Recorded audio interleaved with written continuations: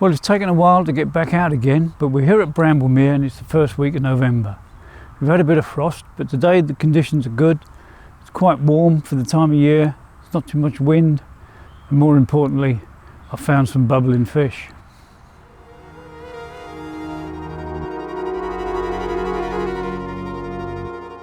It's barbless hooks on Bramble, like it is on many waters these days, but I'm using my favourite barbless hook rig, which is some Camotex semi-stiff, a size 4 big point hook,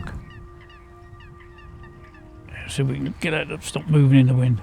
A fair bit of shrink tube to widen the gape and wrap round the bottom lip, and a good lump of putty. And it's a Milky Bee bait room wafter.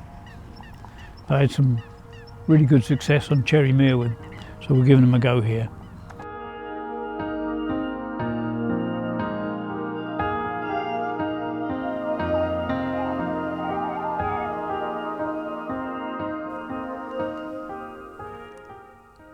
First night on Bramble,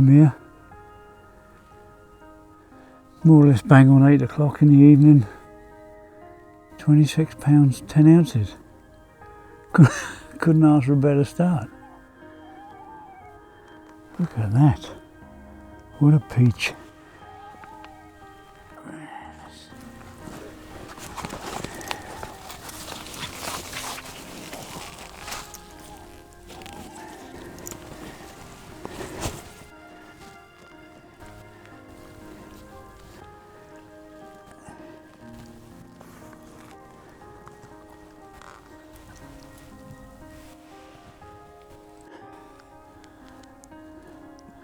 What an absolute peach.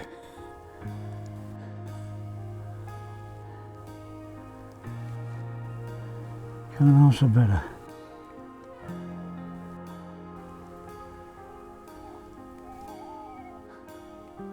Thrilled to bits.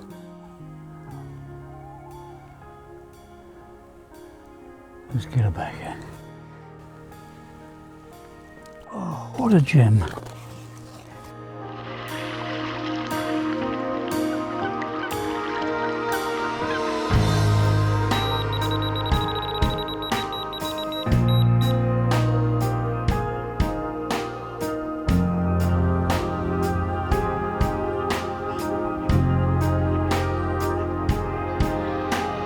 Well, I spent most of the middle of the day wandering around the lake trying to find some fish. Dropped a bag in every now and again, no results. So I rested the swim, put a couple of spods of maggot and a bit of crumb out there, and reset the baits for the night.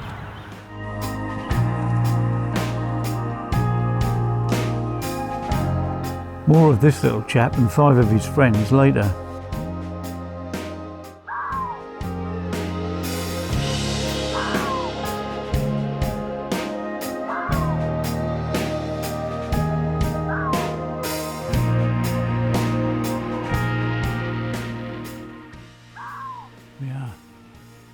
Same time as yesterday, same rod, 17 pounds 6 ounces. I wish I could take it in daylight. The colours on this are fantastic, and I hope they'll come out fantastic. She's looking absolutely wonderful in that winter plumage. I hope some of it comes out. I don't want to sack her up for a ridiculous amount of time. Fantastic. Let's slip her back, eh? Come on. Oh, give me a break, will you?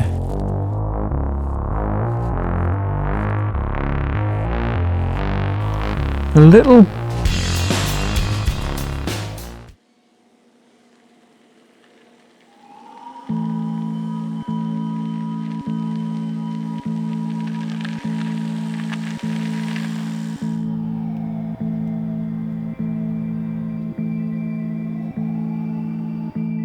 As you can see, I'm on a new water fishing for pike.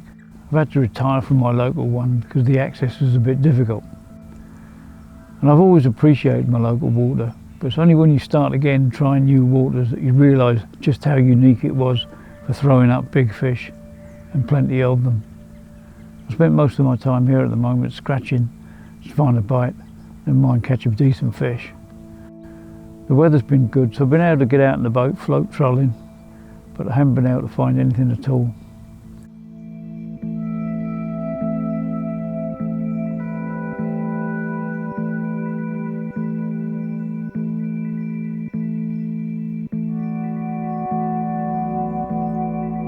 So this morning I put the rods on the jetty and just cast them into holes in the weed in the hope that that might produce a fish.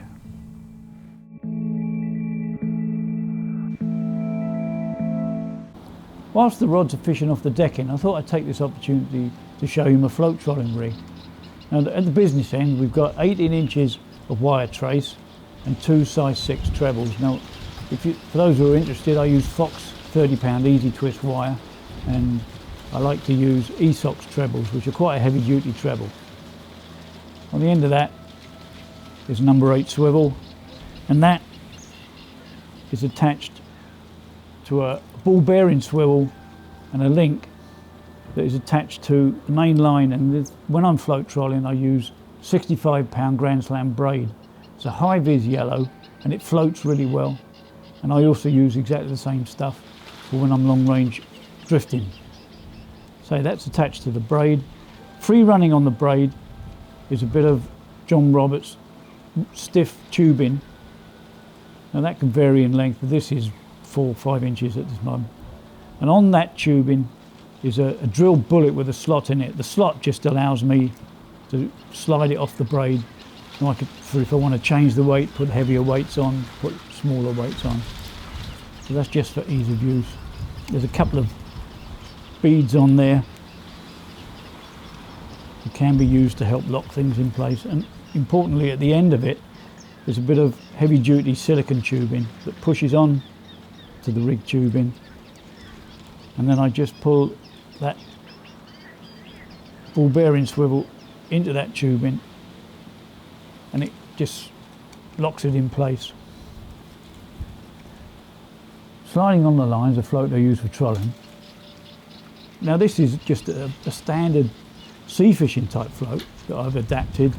I put a fixed point in the bottom instead of the tubing running right the way through the middle, and another fixed point coming out the side there just behind the edge of the bottom of the red paint.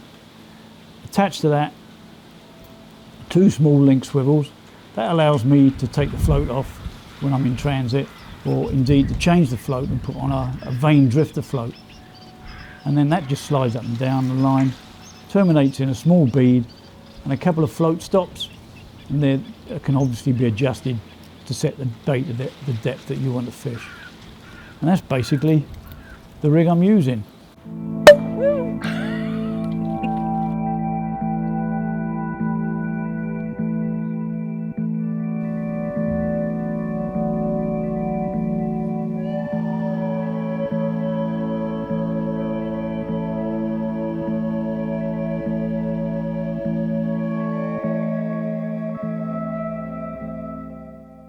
Well, it's the 3rd morning.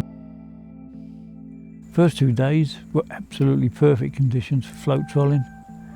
So I've been round this very weedy bay, probably more laps than a Formula 1 driver, to no avail. Today they've been forecasting 30-mile-an-hour winds, so I've anchored up in the lee of this bank, found some clear spots with a deeper pro, put out my usual mackerel and a float paternoster trout. But as you can probably see from the lack of movement in the trees behind me, the winds haven't arrived.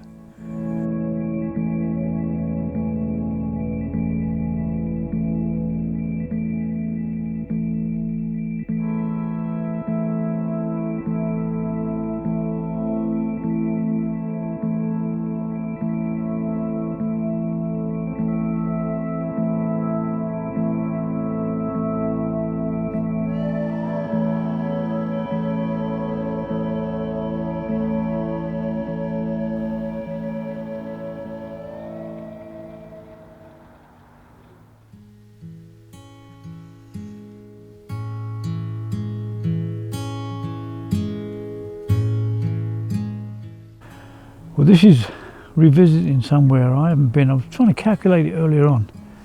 It's got to be heading towards 30 years. And so far again, we're still struggling. We had one small jack and a camera malfunction, so you didn't get to see that.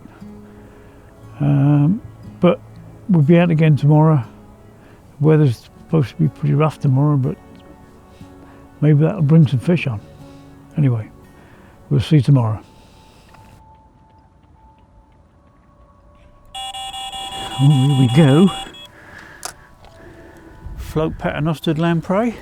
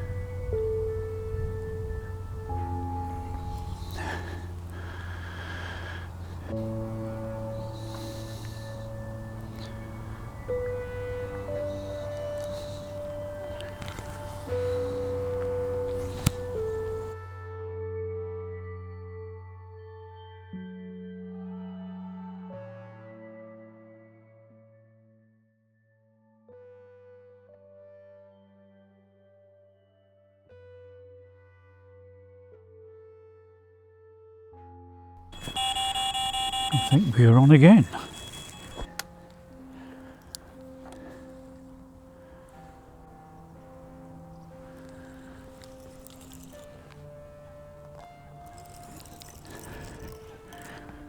Yep, okay.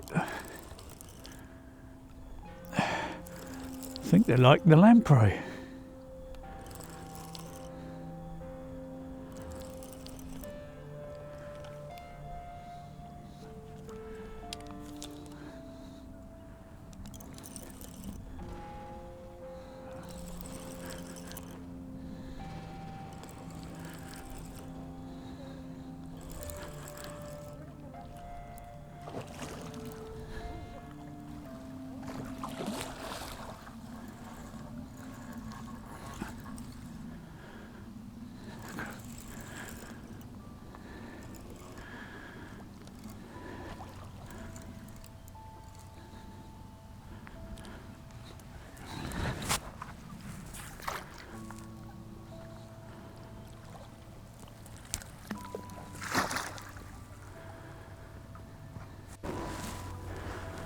There you go.